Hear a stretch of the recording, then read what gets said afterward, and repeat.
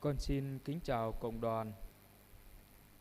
Kính thưa cộng đoàn, giữa một thế giới còn nhiều tăm tối của tội lỗi, đau khổ và sự chết, lòng người vẫn không ngừng khao khát ánh sáng, khao khát sự sống và khao khát được trở về với Thiên Chúa. Chính trong niềm khao khát sâu xa ấy, Hội Thánh mời gọi chúng ta hướng nhìn về Đức Maria, Đấng đã được Thiên Chúa tuyển chọn để cộng tác cách đặc biệt vào chương trình cứu độ. Nhờ tiếng xin vâng đầy khiêm tốn và tín thác của mẹ, Đức Giêsu Kitô, ánh sáng thế gian và là nguồn sống muôn đời, đã đến ở giữa nhân loại.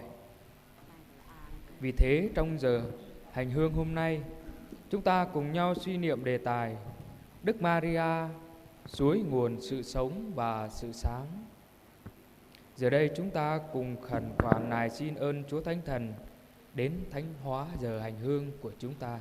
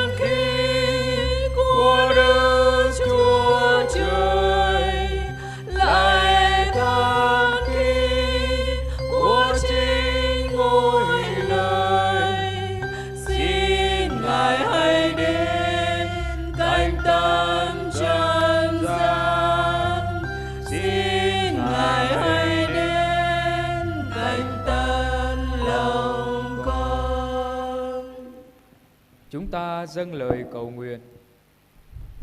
Lạy Thiên Chúa là Cha chúng con cảm tạ Cha đã yêu thương nhân loại và ban Đức Giêsu Kitô, Đấng cứu thế, đến cứu độ chúng con. Hôm nay, trong niềm vui phục sinh, chúng con hân hoan tuyên xưng rằng Đức Giêsu Kitô đã chết và sống lại để khai mở nguồn sự sống cho chúng con và dẫn đưa chúng con vào ánh sáng diệu kỳ của Cha. Xin Cha cho chúng con biết noi gương Đức Maria, luôn hướng nhìn lên Đức Giêsu Kitô là nguồn ánh sáng và sự sống, để nhờ Người, chúng con được đón nhận sức sống thiêng liêng và biết sống trọn vẹn hơn tình yêu của Cha. Chúng con cầu xin nhờ Đức Giêsu Kitô Chúa chúng con. Lời Chúa trích tin mừng Đức Giêsu Kitô theo Thánh Gioan. Đức Giêsu lớn tiếng nói rằng: ai tin vào tôi thì không phải là tin vào tôi, nhưng là tin vào Đấng đã sai tôi. Ai thấy tôi là thấy Đấng đã sai tôi. Tôi là ánh sáng đến thế gian, để bất cứ ai tin vào tôi thì không ở lại trong bóng tối. Ai nghe những lời tôi nói mà không tuân giữ thì không phải chính tôi xét xử người ấy, vì tôi đến không phải để xét xử thế gian, nhưng để cứu thế gian. Ai từ chối tôi và không đón nhận lời tôi thì có quan tòa xét xử người ấy. Chính lời tôi đã nói sẽ xét xử người ấy trong ngày sau hết.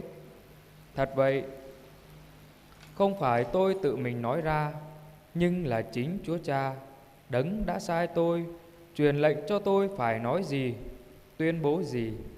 Và tôi biết mệnh lệnh của Người là sự sống đời đời. Vậy, những gì tôi nói thì tôi nói đúng như Chúa Cha đã nói với tôi. Xin mời cộng đoàn ngồi.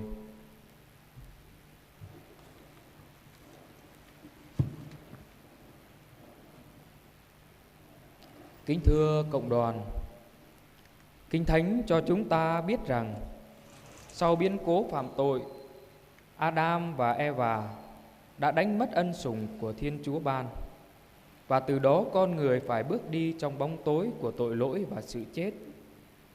Nhưng giữa bóng tối ấy, Thiên Chúa vẫn không bỏ rơi nhân loại. Trong chương trình yêu thương của người, Đức Maria đã được tuyển chọn để cộng tác vào công trình cứu độ. Khi nghe sứ thần truyền tin, mẹ đã khiêm tốn thưa 2 tiếng xin vâng. Chính từ tiếng xin vâng đơn sơ mà trọn vẹn ấy, nguồn sự sống tưởng như đã khép lại bởi tội lỗi, nay được mở ra.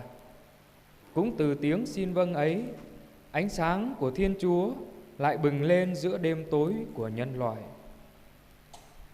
Mẹ Maria đã cưu mang trong cung lòng mình Đấng là nguồn sống vô tận, là ánh sáng thật, đến thế gian để xua tan bóng tối và đem lại niềm hy vọng cho con người. Nơi mẹ, lời hứa cứu độ của Thiên Chúa được bắt đầu thực hiện. Nơi mẹ, nhân loại gặp lại con đường dẫn về với sự sống. Và khi Đức Giêsu con của mẹ đã chiến thắng sự chết và sống lại vinh hiển, thì ánh sáng ấy càng chiếu tỏa mạnh mẽ hơn trên trần gian.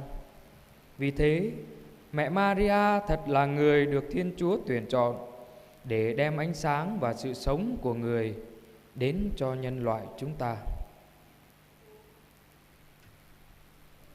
Lạy mẹ Maria, nhìn vào thế giới hôm nay, lòng chúng con không khỏi đau xót khi vẫn còn biết bao bạo lực, hận thù và có nhiều người coi thường sự sống.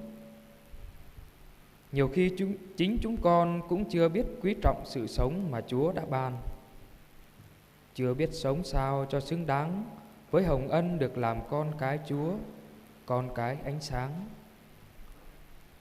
Xin mẹ giúp chúng con nhận ra rằng chỉ có Chúa mới là nguồn sống đích thực, chỉ có Chúa mới là ánh sáng đem lại bình an cho tâm hồn chúng con. Xin mẹ dạy chúng con biết mở lòng ra để đón nhận Chúa Kitô phục sinh, để ánh sáng của người chiếu soi vào những bóng tối nơi lòng chúng con, để sự sống của người làm mới lại con tim chúng con mỗi ngày. Beni cơ khun chunum ra hép a đây bờ thâu rơi cơ binh ta lẽ lấy amang tơi xót sát Adam hằng Eva bờ nghe lấy bưng ai khoa giang a đây rơi hằng mừng anun ana manui rbat nào amang nam mót tơi xót sát hằng tơi dài bẹ ta amang kra nam mót anun khoa giang a đây ắt bu lui rai lời mà nuôi mà nam amang hơ tra pra nhu kang khắp anun nhu ra mà ami Maria prey mút khrom amang hơ tra pra bật lai lơm mự giang hem bật thâu ami Maria lọa gụ ư đọc ngọc cọ lấy mâng lọa gụ ư đọc ngọc cọ anun dơ phun tờ lời hơ tiếp lăng ca cự lấy doa cơ tờ lời so sát chinh bóc lại lấy doa mâng hẹp lọa gụ anun mơn bưng ách khoa giang ate rơ đá bằng lấy amang kra malam kenam mót menui menam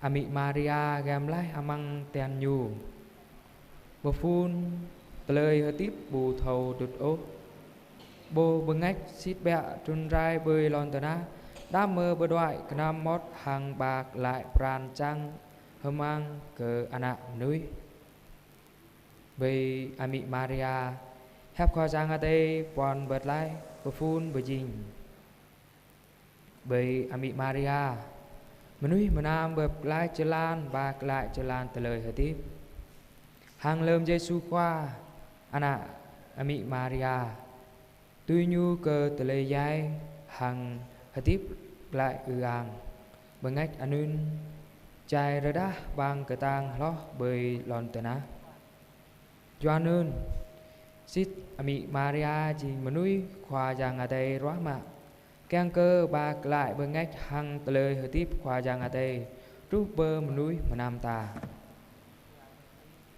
Ami Maria lăng nào bờ lòn tờ na tụ tạ nê pran choa binh cầm ơi tổ bờ ngót lơm pú tum tờ lời bơ bờ chay bơ bờ lý hang bu lăng đác ô cơ tờ lời hơi tiếp lù vót binh cầm ơi bô bu lăng dùm lê cơ tờ lời hơi tiếp khoa giang à tây pre bù thâu hơi tiếp dơm bạ gốp gan hàng bừng ai tôi chinh ana bừng ếch được cầu ý gồm tru prơi cơ binh cầm ơi kana sa chô chan khoa à tây dớ phun tờ lời tiếp xít bẹ sa chô chan khoa à tây dớ bừng ếch bạc lại tờ lời rờ núc rờ noa cơ pran choa binh cầm ơi được cầu ý bờ tô prơi cơ binh cầm ơi thầu bóc pran choa chê cả crit tô khoa tiếp lại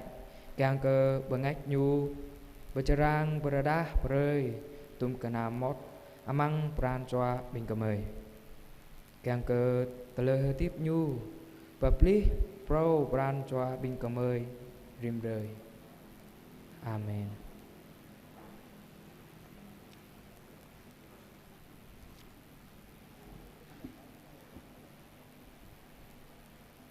Sau khi đã cùng nhau suy niệm về Đức Maria, suối nguồn sự sống và sự sáng, giờ đây chúng ta cùng hiệp lòng cất cao lời ca tiếng hát để tôn vinh Thiên Chúa và bày tỏ lòng yêu mến đối với Đức Maria. Hãy subscribe cho kênh Ghiền Mì Gõ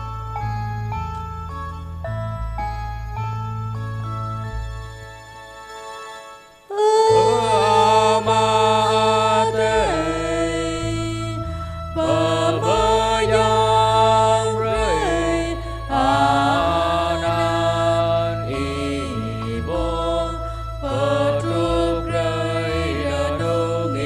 lỡ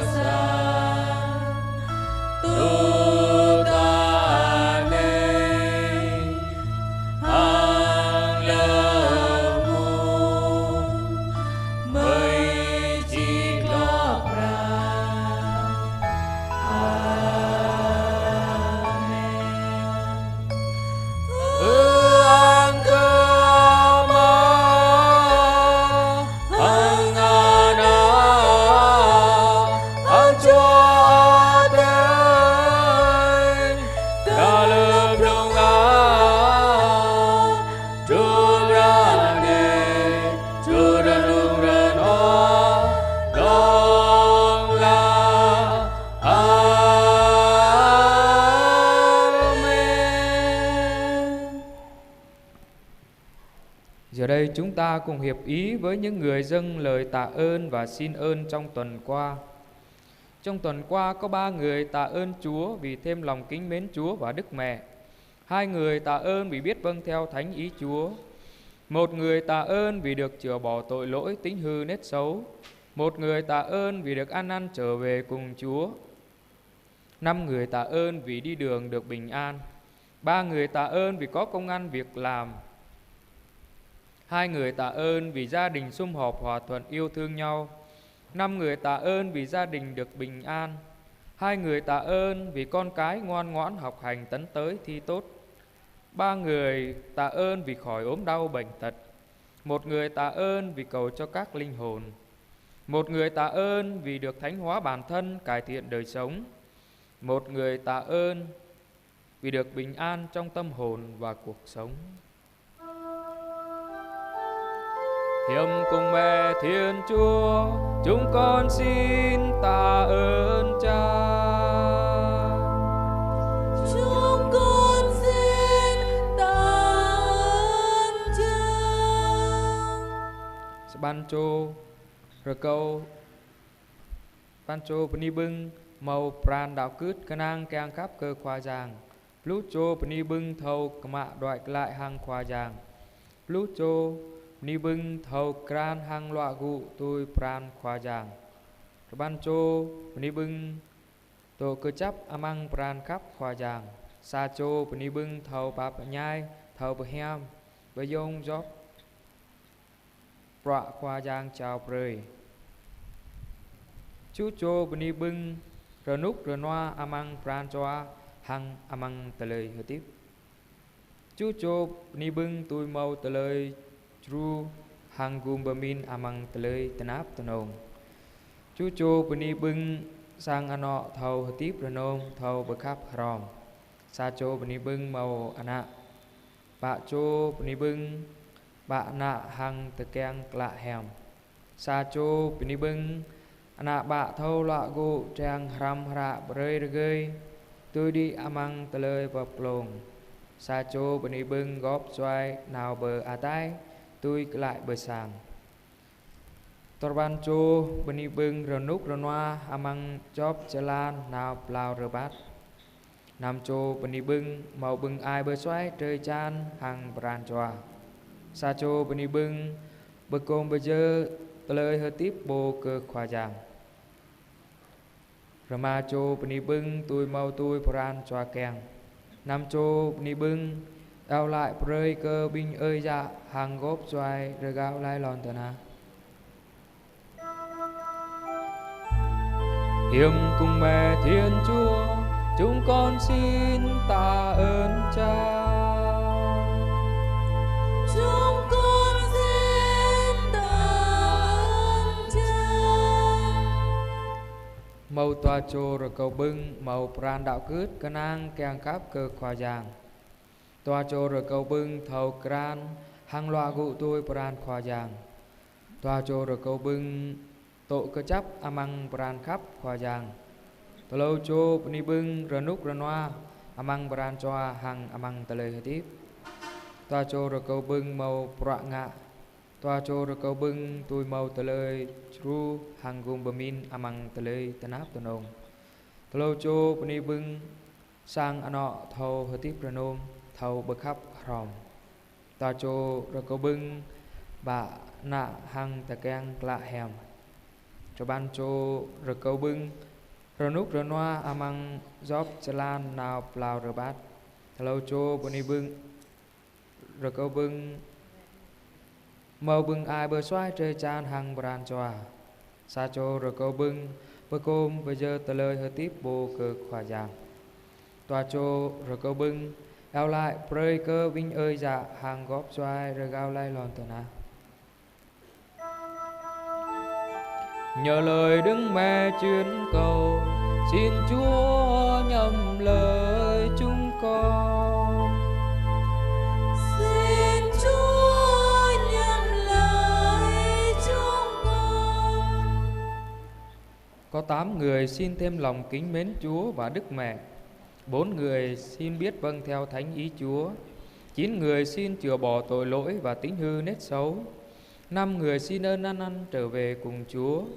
4 người xin ơn bền đỗ đến cùng. 9 người xin ơn đi đường được bình an. 6 người xin có công ăn việc làm. 6 người xin mau trả hết nợ. 4 người xin đòi được nợ.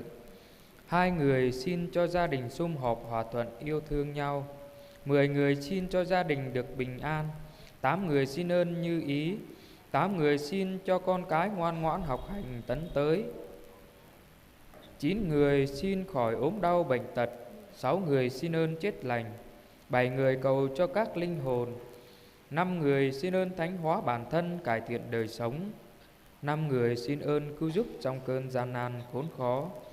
3 người xin ơn bình an trong tâm hồn và cuộc sống. Và 1 người xin sinh nở được bình an. Nhờ lời Đức Mẹ chuyên cầu, xin Chúa nhậm lời chúng con.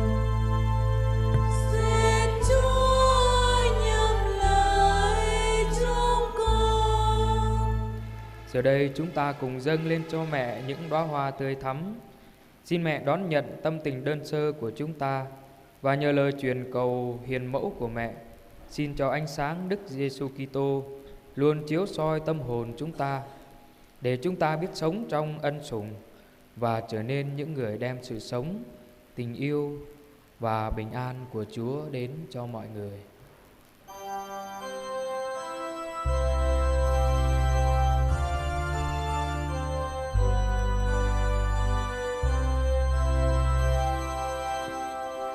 Nhìn lên ánh mẹ tay bồng Giêsu, con như trần thấy một trời yêu thương, bao la hạnh phúc, vùng sâu khoan dung, nơi ánh mắt mẹ tự nhân biết bao.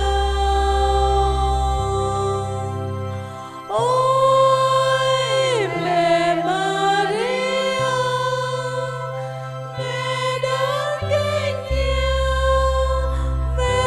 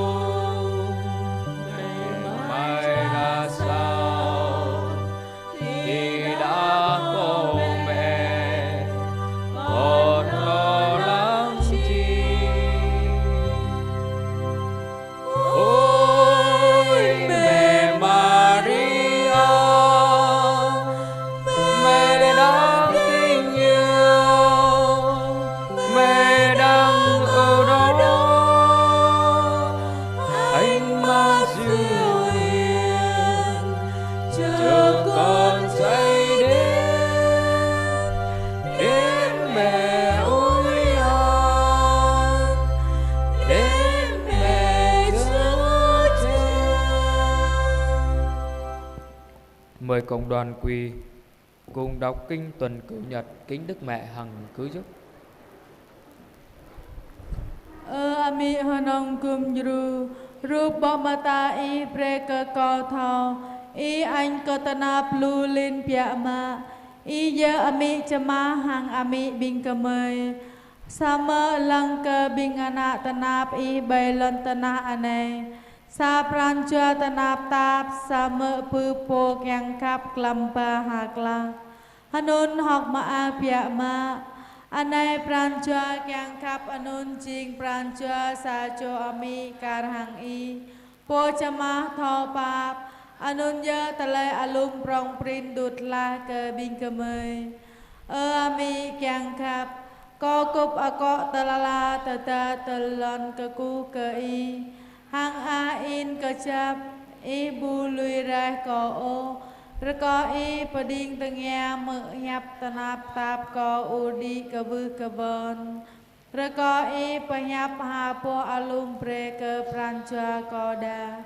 kyang pre cơ con nhờ lại hàng prancha y chama kappa Maria cha chi cha ya yo im ba chaka tu le anan ami nong kum juru Kyang cơ patrut pasu prancha bing kamay kanang hain ka i non ko ka vư ko i kapap kum juru ko na na abang jap anito ano na lam yang sat le plai lam mo talai so lam pup talai tanap amang talai hatip hang pia ma nyo amang mong chit lo pran ami po tho kapap rồi có y pre cơ co thọ charang đợi nơ pơ y nà nơ co cư xịt ni ta ta co charang đợi nơ pơ y hanun ngạ pre cơ y chạy mơ nhập co rồi có y pre cơ co phương dông phan anay thọ trăng yêu lại hàng y nà nơ hang mo prancha kanang ở in cơ y kar hang ana sang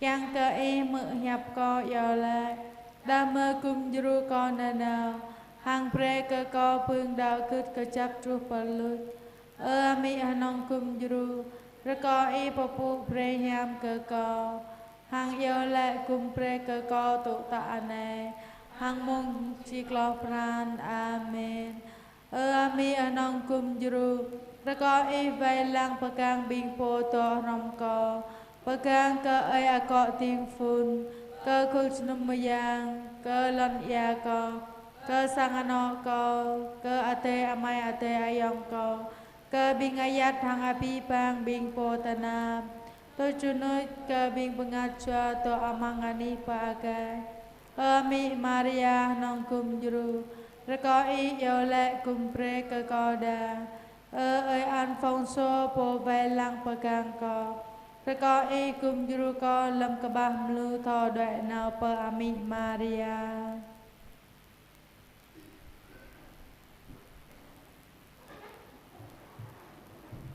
Giờ hành hương tới đây là kết thúc, con xin cảm ơn cộng đoàn.